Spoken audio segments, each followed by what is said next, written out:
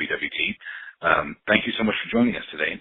Before we begin, I'd really like to just go over a few housekeeping items to make sure that we have a great experience. If you have an issue, please submit it to the conversation pod, and our team will assist you in helping to fix it. Please remember to keep your lines muted. We're muting all of the lines, but having your own lines muted as a safeguard really ensures that everyone can hear the speakers properly. Additionally, any questions will be answered at the end of the presentation today, so we'll reserve time for that. And please submit all of your questions via the Q&A pod on your screen, and I'll ask them on behalf of the speakers. Or speaker in the case of today. Today we're going to be talking with Pinay Yakuel, who's the founder and CEO of Optimove.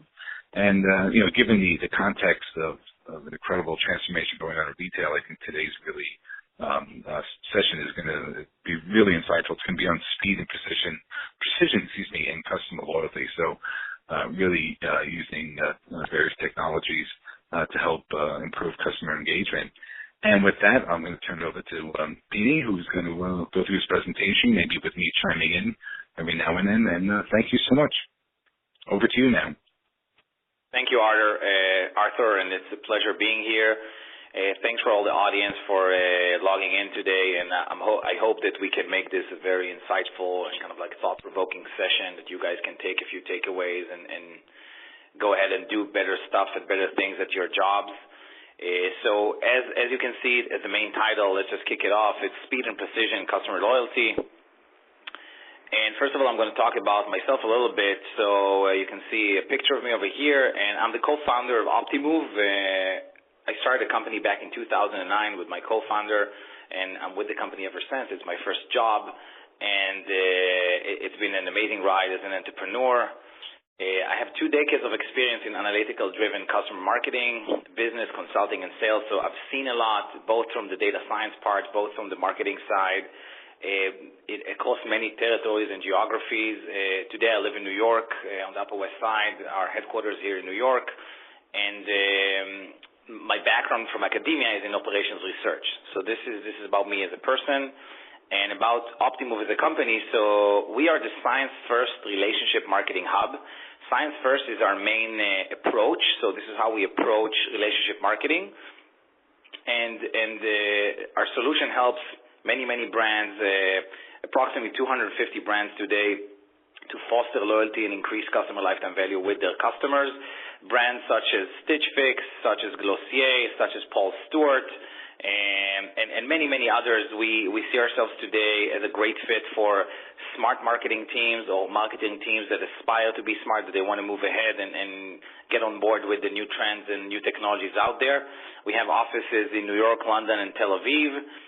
We're roughly 150 people in the company, and we're a tech company, fast growing.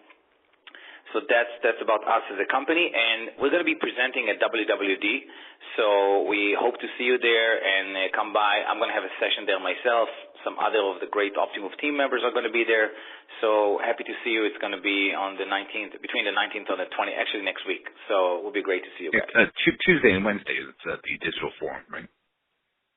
Right, so Tuesday and Wednesday. Thank you, Arthur, and it will be great to see you guys. So let's kick off by kind of like building our case. So the first thing I want to talk about is customer loyalty. And the reason it says here the holy grail in the digital world is because what's happening today in the world is essentially customers are changing and loyalty is becoming more and more elusive, right? It's not taken for granted as before because the switching costs for customers are a lot lower, right? In the past, if you were subscribed to some kind of a business or some kind of an activity, it was a lot harder to switch to another subscription or memberships or offering. And today, it's a lot easier. So hence, businesses got to do a much better job at customer loyalty because it becomes so much harder. But if you do succeed at it, it's really, really a secret weapon.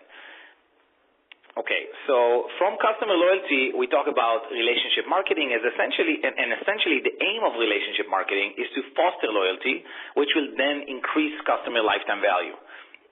So the logic works in a way that if you build relationship if you build relationships with your customers, which is the art of relationship marketing, you can also think about as CRM marketing, retention marketing, customer marketing, loyalty marketing. There's many names for it. We think that relationship marketing describes it the best. But if you do it well, you will foster loyalty, and loyalty will become one of your biggest, the most important metric to your business, which is lifetime value, the holy grail metric, the metric that everybody wants to optimize. So how does one create good relationship marketing, or the ultimate in relationship marketing? And for me, there was a pretty interesting revelation that I had as a bystander to the industry and somebody that looks at the industry from the vendor side. And I realized that it's mainly about starting a conversation. So if you think about brands doing CRM or doing any kind of one-to-one marketing or relationship marketing, you realize that every campaign that you run is essentially some kind of a conversation that you're starting with your customers. But the question is, so there's two types of brands or CRM orgs, right? There's the ones that don't talk enough, so they don't start enough conversations, so they leave a lot of money on the table. And there's the ones that talk a lot, but when they do talk, it's not an emotionally intelligent conversation. So the idea is that you want to start conversations with your customers, but you want to do it when you have the proper opportunity, when you actually have something meaningful and interesting to say, right? So think about if we go to a very cliched example of a guy walking into a bar and you see a girl that you really like, or vice versa, how are you going to go in? How will you start the conversation? Would you just say something mundane as a kind of like, hey, do you come here a lot? Or would you say something, would you realize that she has a book on the table and you read a similar book, or you know somebody that she knows, and you'll start a conversation that's a lot more meaningful and relevant. At the end of the day, it's pretty similar to the way brands communicate with their consumers. You want to create this intimacy and this kind of like, touch between the brand and the consumer. So, and we call it kind of like, go ahead. That's interesting. You're describing it as kind of dating, the consumer, but the context is important, right? Exactly. So the context is, so as you're saying, you're right. Dating is the beginning of a relationship, by the way, and this analogy will kind of like sustain throughout the relationship, and you can still say that like once you have an active customer who's been with you for a long time, then you need to kind of like, it's going to be about what have you done for me lately, right? Or you're not stop taking me for granted, which is exactly the same thing, because the psychology of a relationship, whether it's between a brand and its customers, or whether it's between a man or a woman, or a man and a man, or whatever, a relationship, it's always the same, right? So it's always the same psychology. And brands should try to be emotionally intelligent, because this will not only that it gives you more business and increases lifetime value, you can actually improve the value of your brand. The branding, part of the brand perception will become the way the brand talks. Okay, so this is, and we believe in it in Optimove greatly, and the whole thing needs to happen at the speed of your customers. So today, customers they're faster than the brands, right? They have the things they want and need, their behaviors in the data, their behaviors, their signals are faster than the pace in which the brand reacts, right? And we at Optimove, we try to change that, right? We want to work with brands and cater and facilitate tools that allow those brands to move at the speed of the customer. So in order to kind of like facilitate the whole concept, I have this analogy of like a martial artist, right? And a martial artist, usually you want to work on, there's two kind of like meta things that you want to achieve. And so I'm asking here, what does it take to reach the ultimate in relationship marketing? And there's two kind of like meta traits that you want to get to, right? So one of them is precision, and the other one is speed. And I claim in today's presentation that with precision and speed, you can eventually move at the speed of your customers. And those are these icons, we're going to keep on using them. The precision is with the target, and the speed is with the gauge here. So precision and speed. But to achieve precision and speed, we talk about a few techniques, right? So just like a martial artist, you need to work on different techniques to achieve the greater goal. So the same thing here, the greater goal is precision and speed. And the techniques we want to achieve are org built for speed, data science, experiments design, and catering for the customer journey. So 4 main techniques that I will explain kind of like how each and every one of them works. And for you guys, I'm hoping it's going to be food for thought. Maybe you cannot achieve all of it with the tools you have in-house or the methodologies you have in-house, but probably you can achieve some of it, if not many of it. And just kind of like to keep an open mind and understand what can be done and what's out there. So let's cover them one by one. Essentially, throughout the presentation, I'm going to cover all of these techniques one by one. So the first one is org built for speed. So let's think about it for a second. So the question is, how do people today, kind of like run relationship marketing campaigns? So how much time does it take to build one campaign? How much time does it take from ideation to execution? And if you ask yourself those questions, you see that still the majority of organizations in the U.S. and the world altogether, they're pretty slow. It takes a long time from ideation to execution. Some of our customers, before we start working with them, they said it takes us a month or a month and a half. Some of them takes 2 weeks. And the reason it takes so much time is because there's an assembly line approach, right? So how does a campaign get born, right? So let's say a marketer has an idea. A marketer will write a brief, and he's going to send that brief to the data team. The data team needs to then go to the database, write a query, fetch the data. They would then send the data to the marketer. The marketer would then talk to the Marcom team, say, hey, I need creatives, I need copy, I need graphics. They would all kind of like deliberate and contemplate on the different factors. And then after you run the campaign, there's the analysis team who analyzes the results, and then you want to reach conclusions. There's maybe 4 or 5 different departments involved in that assembly line.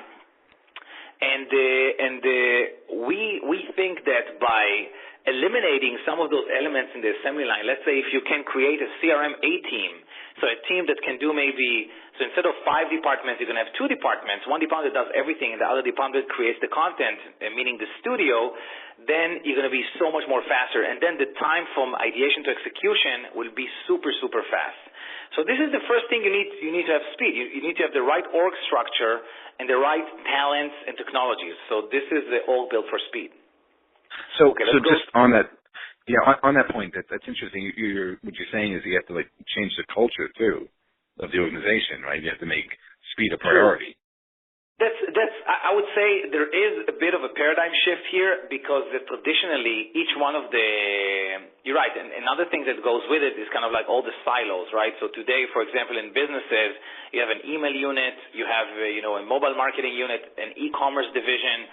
The divisions and the departments are built based on the tool and not based on the concept, which is it's the same customer. So in most companies, instead of having just one marketing studio, where within that marketing studio you're going to have specializations in email, specialization in mobile, specialization in e-commerce, you see those kind of departments are being completely siloed, and then the right arm does not speak to the left arm, and one customer does not receive the best experience he can receive or she can receive because there's not enough dialogue. We see the trend. We see a lot of companies going there. It's already happening.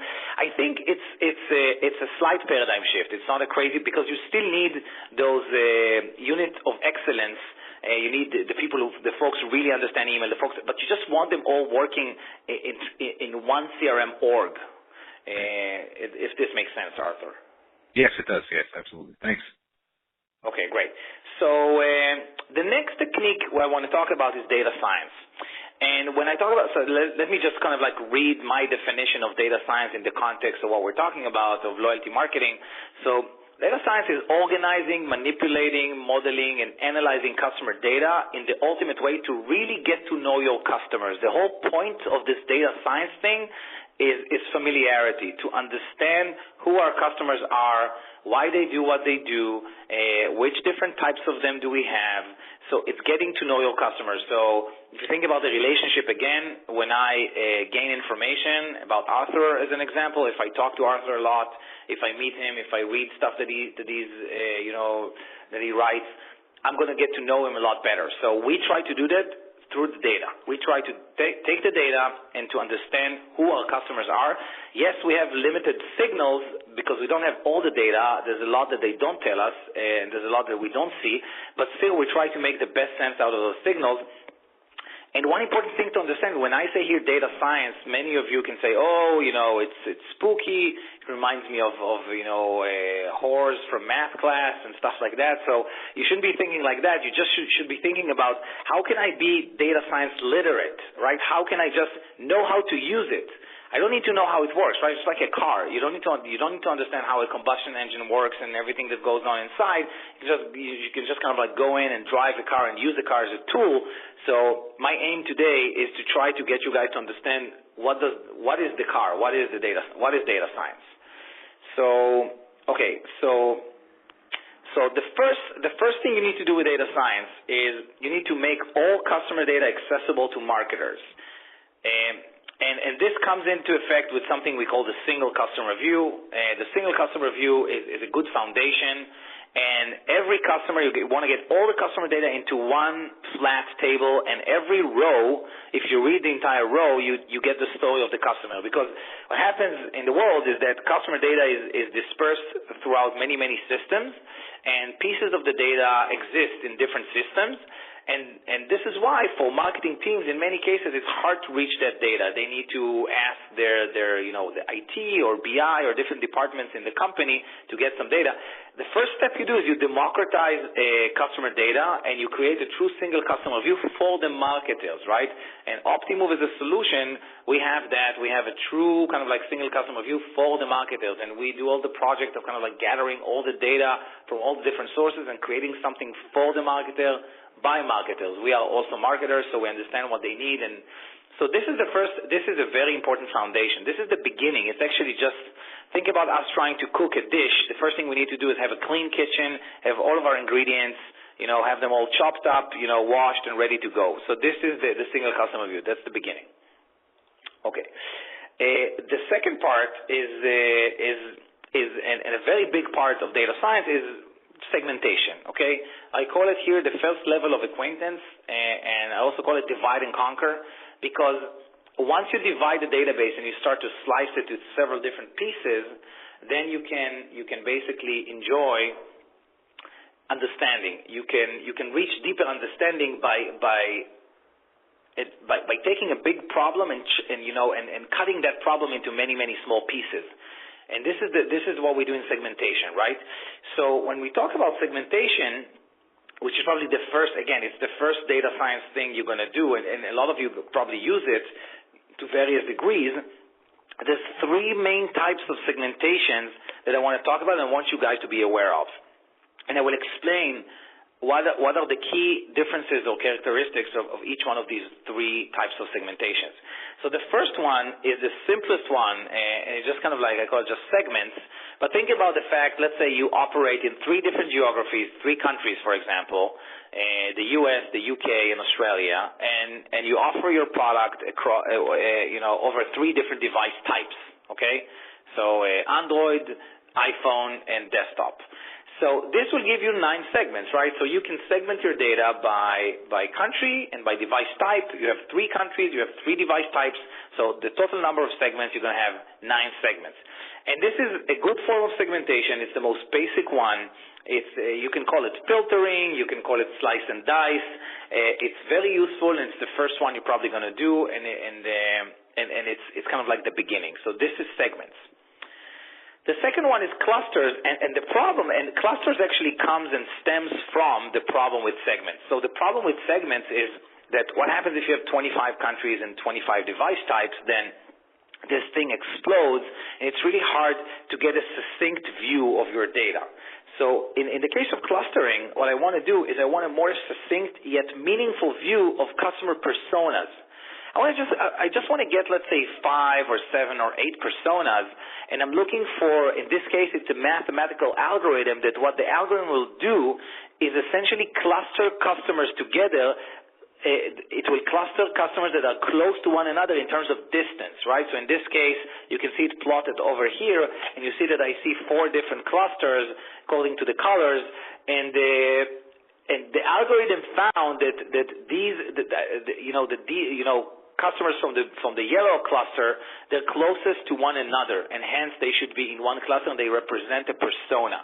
And this works on you can build it in many dimensions. Imagine here that I'm dividing the customers only by how much money they spend and how many times did they visit my store. So kind of like monetary frequency view, and you get a 2D chart, and you can plot each customer as one dot and look for clusters, look for places of density. It's around density. I think that's a better word. It's around density of like kind of like finding those personas. So cluster analysis is a very good technique that's useful. It's a part of machine learning, and it's not that sophisticated, but it's really useful, and it helps in many cases. And the third type of segmentation is something we call cohort, something that is called cohorts. And cohort analysis is super popular. You always see it looks like this triangle shape. And I will explain why it looks like a triangle. But the idea of cohorts, to understand what is a cohort, so first of all, the definition of a cohort, it comes from the Roman legions in the past when you see kind of like a group of soldiers, let's say 20 soldiers, kind of like they walk together like a small cube with their shields and spears, and they kind of like progress together as a unit, like as a combined unit. So this was called the cohorta in the Italian in the Roman army. But the idea is that it comes from it's a unit that you will forever be a part of. So let me explain as an example. I graduated at 96, so I'm always going to be a part of class of 96. That's my cohort. I can never leave the cohort. It doesn't matter. I will always be a part of that cohort, class of 96.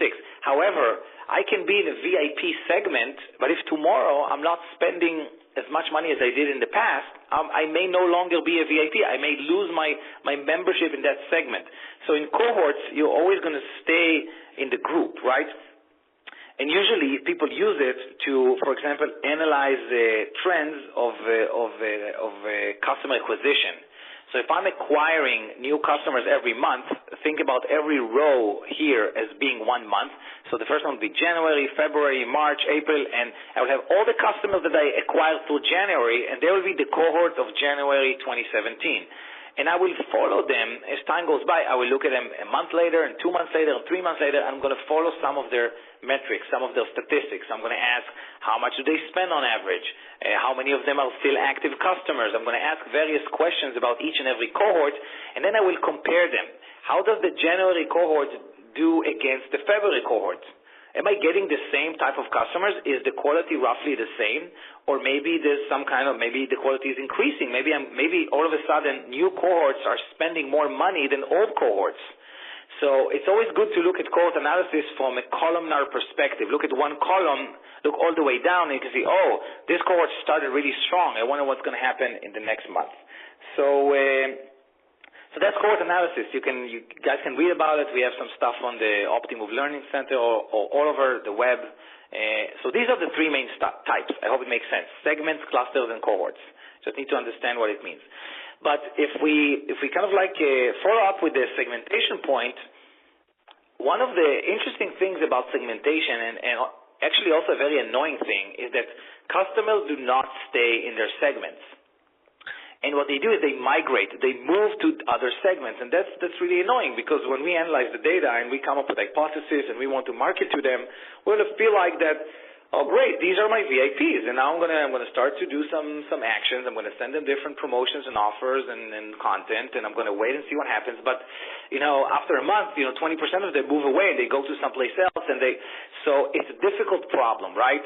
But visualizing the migration is actually, it's a big part of segmentation, and it's going to help you a lot.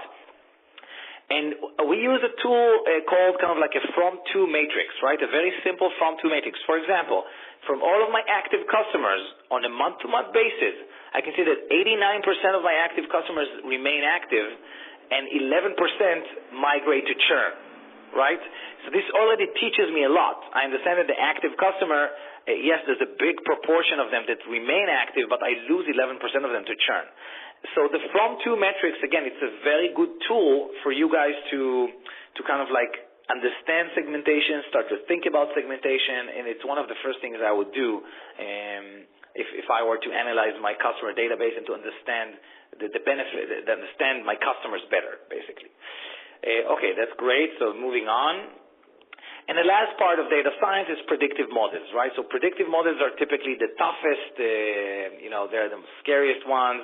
They're the ones that are most complicated to do and achieve. So the first thing I want to say is that don't be so scared of predictive models. Actually, it's very logical, and actually it's something that each and every one of us does on a daily basis. So as humans, in our day-to-day, we do predictive all the time. Most of our decision-making and things that we do in our lives is based on previous data that we've acquired. For example, if I'm Arthur, you want to say something? No. Please continue. Okay. Okay. So as an example, if I'm interviewing a candidate for a specific position, I'm actually using my past understanding, and probably my brain, shuffles through a lot of past interviews that I've done, and I'm thinking about which one of them were actually successful in terms of the actual position, and I'm doing some predictive analytics. I'm gaining data. I'm looking at the candidate's CV. I'm talking to the candidate. Maybe the candidate's going to do some kind of a test, and I'm predicting if I think that candidate's going to be successful and if he's the right guy or girl for the job, right? So, and you do this all the time. You do this all the time. You always predict, and you always predict based on past data. And models and computers do exactly the same. They try to look at past data. They try to understand what can you learn from it. And the great thing about marketing is that we're not predicting stuff about atoms in space. We're predicting stuff about people. Our parents are people, our friends are people, we are people. It's very easy to envision and imagine what could work and what could not. So don't be afraid of your intuition.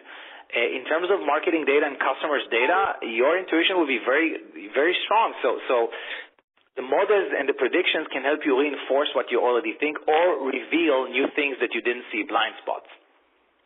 So another point to make is that in many cases, simple heuristics will do the trick, unless you're super, super sensitive to performance. So in many cases, you don't really need to build a predictive model. You can use some kind of a simple method. For example, if you want to acquire customers via PPC, right, you want to pay Google or Facebook to acquire new customers based on pay-per-click, then you can optimize based on the channels that you spend money on, or the campaigns or the AdWord campaigns that you spend money on, based on the campaigns that generate the best ratio from click to first purchase. So you can optimize on first purchase. You do not necessarily need to build a fully blown lifetime value model, and the lifetime value model is actually looking further into the future, way beyond the first purchase. So it depends how sensitive you are to performance. If you're not that sensitive to performance, maybe that's good enough, and in many cases it is. However, when you do actually build a predictive model, there's a few things to remember. So they're always as good as the raw data they sit upon, so you've got to make sure that you keep a clean house. They do require customization. For example, the product recommendation models that are pretty common and popular, they don't work when you apply them just as out of the box, right? Just when they're given to you by the vendor or whatever. Usually you need to customize and adapt them to the specific business. And there's another thing to realize is that it requires a lot of talent to build a very strong predictive model, and there's a great degree of variance between different data scientists, different machine learning specialists. One person can build an amazing model, and the other person can build a very mediocre model. So you need to have that in mind as well. All right, moving on. Okay, next technique. So we covered two techniques. We covered org build for speed, and we covered data science. The next technique is experiments design. And this is actually very, very interesting and something that's very dear to my heart, because I'm going to talk about the tension between kind of like man and machine and art versus science, but I think that experiments design is where, you can showcase your art. This is what will remain for humans after the machines take over. So this is exactly the one thing that we are still by far superior than machines. We know how to ask a question, and accordingly, we know how to design an experiment. We come in with an hypothesis. Okay, what happens if I'm going to send my Christmas promotion before this and that, or what happens if I'm going to use another type of content, or what happens if I tell this customer I want to enroll them to the VIP program. So it's about which experiment are you going to design, and this is a place that your art and your talent will truly shine. And the idea is to help you work together with the machine and for the data science part and the machine learning to make you a lot more powerful, to be something complementary to your capabilities and traits. So we identify 3 types of experiments. The first one is one interaction with one message. So I'm going to send out something with one main message. The second one is I'm going to send out something, one interaction, with a few messages. I'm going to use maybe an A, B, C, kind of like alternatives. And the third one is something we call a complete communication stream. So I'm going to compare 2 communication streams, 2 different tactics or strategies. Okay, so let's cover them one by one. The first one, experiment design, is basically one interaction with one message, and essentially the way to design an experiment here is to use a simple concept which is called control group, test versus control. So test versus control, let me explain what it gives us. Think about this campaign. Look at the test group and the control group. So we have 673,000 people in the test group and 35,000 in the control group. The control group did not receive anything throughout the campaign, so they were kind of like left aside because we wanted to understand what would be their natural response rate. And we see that 0.9% of these customers actually made a purchase compared to 1.1% in the test group. Now, we asked the question, is 1.1 bigger than 0.9? The answer is, of course, yes, but it's not necessarily statistically significant. In this case, it is statistically significant because the sample size is very big, so this is why we made money. We made money because we're able to beat the natural response rate or the natural response of the control group, so we impacted customer behavior. And then we analyze the average order value, and we see that also it's higher, but this is not significant, so you see the gray bell here. It seems like a very simple concept, but the funny thing is that many people still do not use it, or they use it one in 20 campaigns or not all the time, and you need a process to automate this thing and to have kind of like a true laboratory for your marketing initiative. So everything you do is tested, and it's tested with scientific methodology. Another thing to remember is you want to make sure that both test group and control groups did not receive anything else throughout the days of the campaign. Because if they have received something else, the test itself the experiment is contaminated, and you cannot rely on the results. So you must make sure that each experiment is being protected as a cohesive unit. Okay. The next type of experiment is one interaction with a few message alternatives, and here we have the classic A/B test, right? Where we would show some kind of message or send some kind of offer, some kind of marketing action. We're going to compare the two, and we're going to declare the winner. And then next time that we run the campaign, we're going to use only the winner because the winner works better. So that is true. The winner does work better.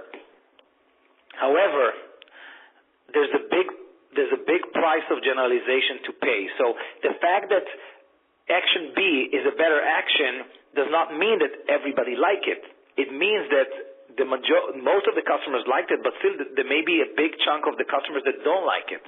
So for that reason, we've introduced in Optimove this notion of a self-optimized campaign, and this is a campaign that essentially says, you know what, if you have A, B, C, D, you have kind of like a few alternatives, I'm going to optimize on the micro-segment level. So we have many, many different clusters, and we will find the winner, not for the entire aggregate, not for the entire segment or the entire target group to which I'm sending this campaign to. We're going to optimize inside that target group. There's many, many, many sub-segments and sub-micro-segments, and I'm going to look through all of them, and I'm going to find that each one of them may prefer a different action, which may be not the winning action, right? So this is an illustration from our software, and basically you can see that we highlight the winner. By the way, all the gray boxes are places where we didn't find a distinct winner. But the idea is that every time this campaign runs, the next time we're going to serve the winner to the relevant microsegment. So essentially it's a very smart mix and match that we do in this campaign, and this is a very high form of experience design. And it shows, again, this collaboration between man and machine. So you can see kind of like the person designs a very smart experiment and asks a very insightful or artistic question, and then the machine is strong at kind of like looking at all the different variations, all the different multiplications, all the different microsegments, and saying, hey, these guys like this, these guys like this, and next time I'm going to serve them accordingly, and you enjoy all the automation and science so you can focus on the art. So it's really what you're doing is you're fostering the right side of the brain, working with the left side of the brain to kind of maximize engagement. I love this analogy, and actually I use it myself a lot. Yes, absolutely. So it's you're right. This whole thing of kind of like the left side of the brain, we call it like the insight part, the data part, and the right side we call it the engagement part, is where the marketer wants to engage with customers and build campaigns and build experiments. And it's really challenging, by the way, to unite the two. And this is actually one of the few examples that you do that, you're able to do a really good job at uniting art and science. It's not always that easy, but this is kind of like even our mission statement as a company. This is the one thing we try to, how can we connect the two worlds in the best possible way to get, supreme performance. Okay. Moving on. So the last part of communication streams is what we call competing strategies. So basically, there is a problem with when you run different campaigns one after the other, is that sometimes you can have a problem of hidden cannibalization. What do I mean when I say that? Let's think about if I'm a customer and I plan to buy next week, I plan to buy a coat, right? And I'm getting a promotion now. And this promotion offers me that same coat. I'm going to buy now. I may defeat the control group. I may show that this campaign works really well. However, all I did was kind of like I was giving the revenue to the company sooner, right? So we just changed the timing of receiving the revenue, and we may see it in the data, test versus control, as if the result came from the campaign itself, but we don't know the true intent. So this is kind of like hidden cannibalization. It doesn't happen a lot, but still, it may be hiding inside. So how can we prove to the ultimate degree that we're getting an uplift, right? That we're getting an uplift against the control group. And there's a concept called forever control. It's the only way to measure this scientifically or communication streams. And the idea is, think of the following. Let's say I have customers who came back from churn, and I know that their migration probability, just like we saw before in the migration metrics, from two metrics, I know that 38% of them typically go to active, and 62% of them typically return to churn. So they come back for a second, and they go back and churn again. Let's say I want to change those stats. I want to increase the proportion of people who move from reactivated to active. How will I do that? So I can come up with two different types of communication streams. I can have a test stream and a control stream. So I will look at all the customers who came back from churn, and I will automatically, I will apply, let's say, labels or stickers on 80% of them, and I will call them the test stream. And for 20% of them, I will apply different types of stickers, and the stickers would remain. So every customer, think about every customer still having a sticker. And the 20% of the customers from the control stream, I will build their own marketing calendar. I will show them different campaigns, different offers, and the 80% from the test stream, I'm going to show them something completely else. And let's say I'm going to do it for 3 whole months. And when the 3 months are over, I'm going to look at the migration statistics, and I'm going to see that the control stream remains the same. 38% of them go to active, just like before we started. And in the test stream, I got 50% to go to active. The reason this works is because it happens simultaneously in parallel. So whatever happens in the market, if there's more competition, if the weather changes, if regulatory conditions change, both control stream and test stream experience the same thing.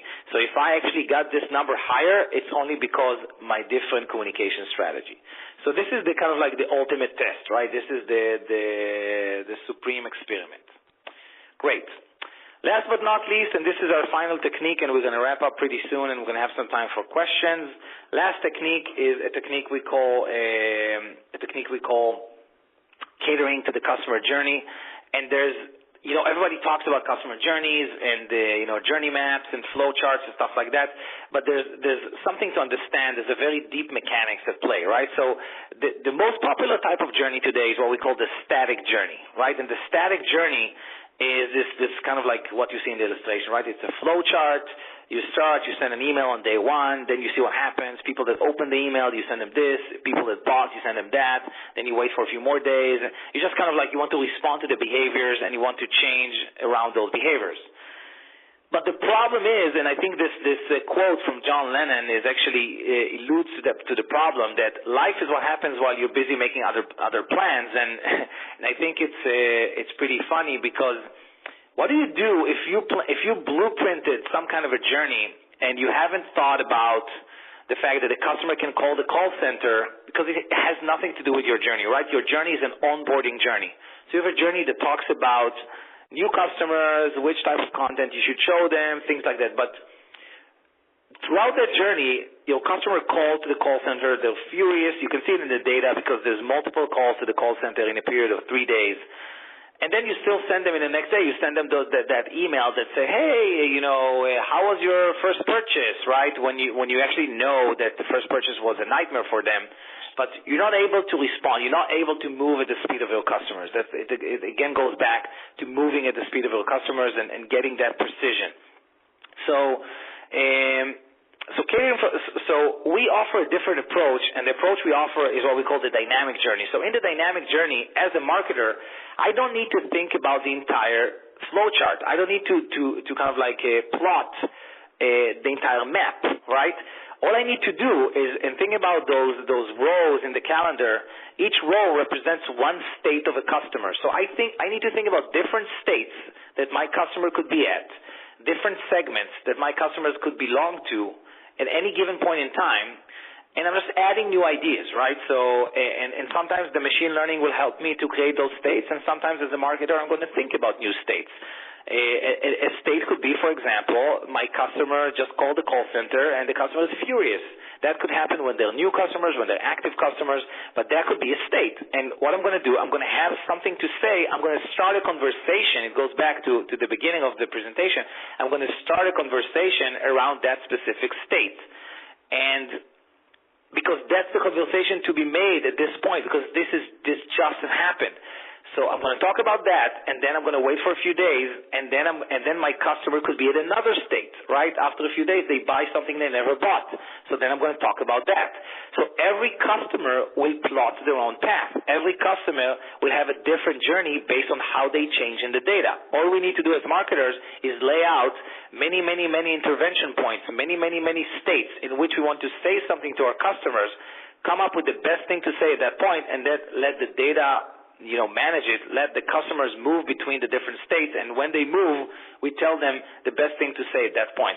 That's a by far superior approach to the static journey approach. With the static journey, by the way, the approach of the static journey is very good in terms of visualization. It's very easy to sell it to management. It's very easy to show it to executives. They understand it. It's crisp.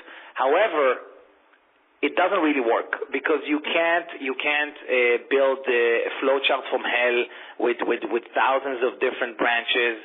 You can't maintain multiple flowcharts at the same time.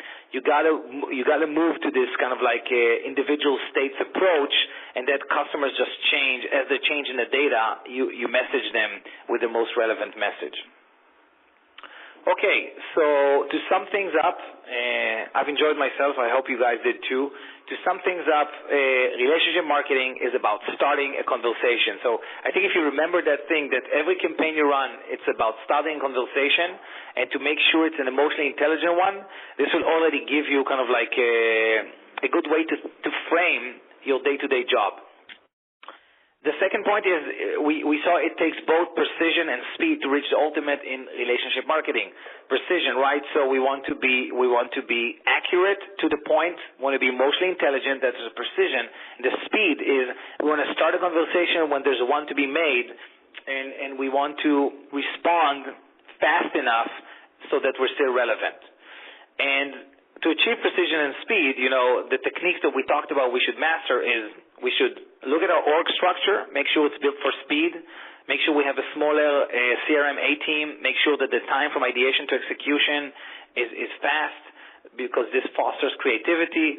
Make sure we understand data science and that we're able to be literate, data science literate. We don't have to be data scientists ourselves, but we need to use it in order to get to know our customers. That's the main purpose of data science. Our campaigns should be thought of as experiments, right? So experiments design. We should run experiments just like scientists. We should use control groups. We should use A/B tests and use, smarter A/B tests, which is self-optimizing campaigns, and we should compare different communication streams. And last but not least, we should run a customer journey that is dynamic. That's it, guys. So now it's a good time for questions. Arthur, you can take it away. Yeah, I have a couple of questions. If you'd like to submit one, please use the Q&A pod. You can send a question through. You also have your contact information, I think it was on the first slide. So if you want to email or follow up later on, you can do that. Just off the bat, thank you so much. This is chocked with a lot of really good stuff. Going back, talking about the customer journey, one thing that I keep thinking about when I was listening to you is that the conversation could start anywhere, right? And that means, but it could be in a physical store, right? It could be, on a mobile phone. It could be online. It changes, right? Absolutely. So if you notice, there's actually a subtle nuance in this slide of the dynamic journey, that the colors of the boxes, they represent different channels. So you're absolutely right. So the dynamic journey and this kind of like a state-by-state approach is an approach that's definitely supported by multi-channel. And yes, you need to start that conversation when the conversation is happening. You need to do it at the channel at which the customer is operating at. So the channels need to be the channel that the customer prefers, or the channel that the customer is at the moment. And, this approach, and we talked about, getting rid of the silos as well. So in the same place, you want to manage one customer and you want to run campaigns via emails, via mobile, via web, via store, via call center, all of the communication channels, paid ads. Today you can do paid ads for existing customers with Facebook Custom Audience and Google Customer Match. All of those things are governed and orchestrated from one main place.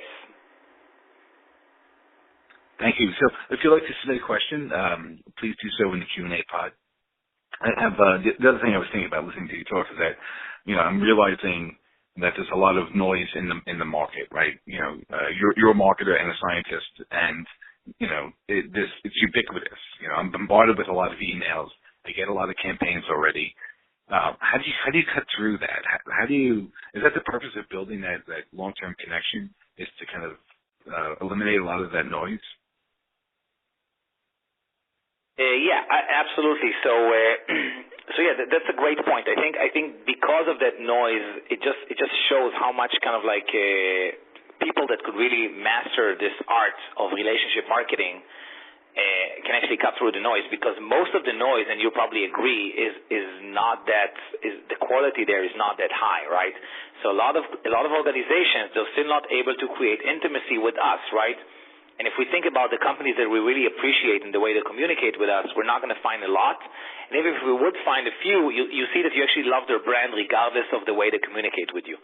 So this just, reinforces the importance of this notion. And what I see a lot of brands and companies starting to invest a lot in building those departments, and this is what we do very well as a company, is when they realize that this becomes a strategic initiative. It's not just like, it's not something that you gotta do. It's not. It's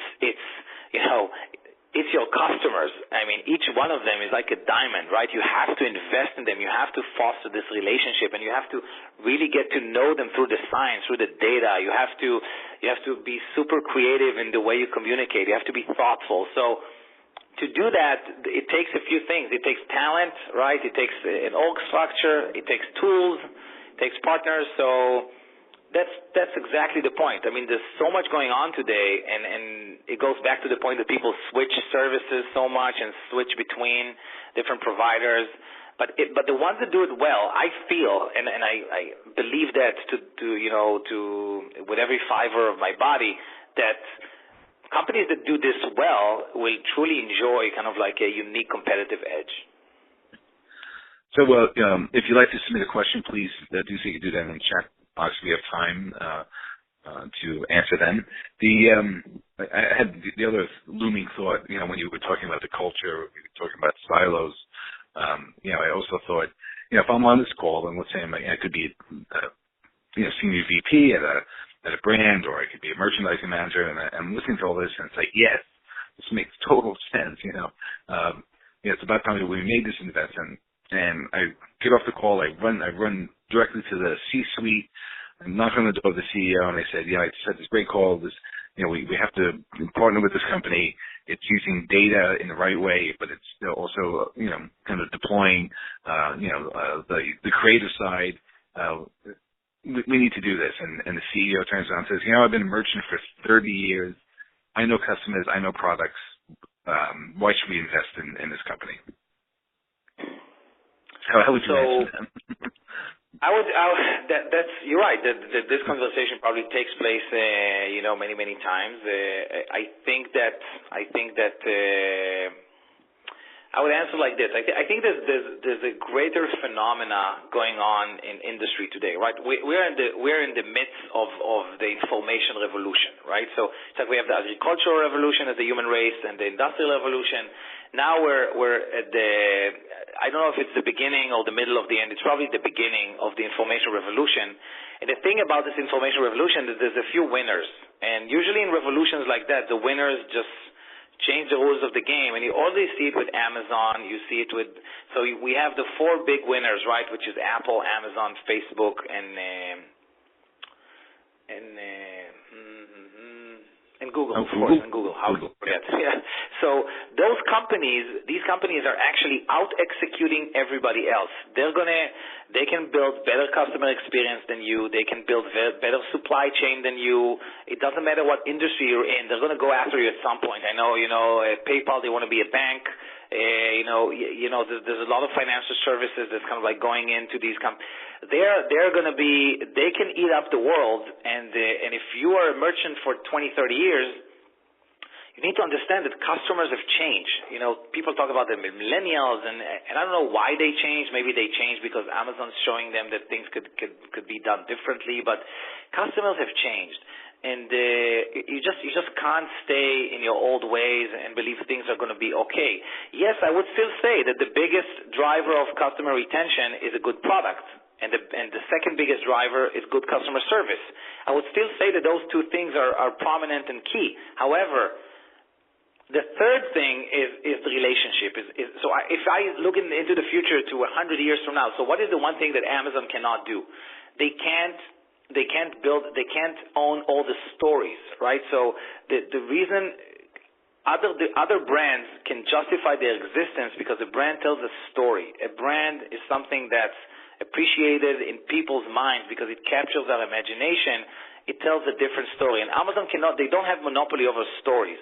They have monopoly. They have more computers than us. They have more coders, better servers. They have better supply chain.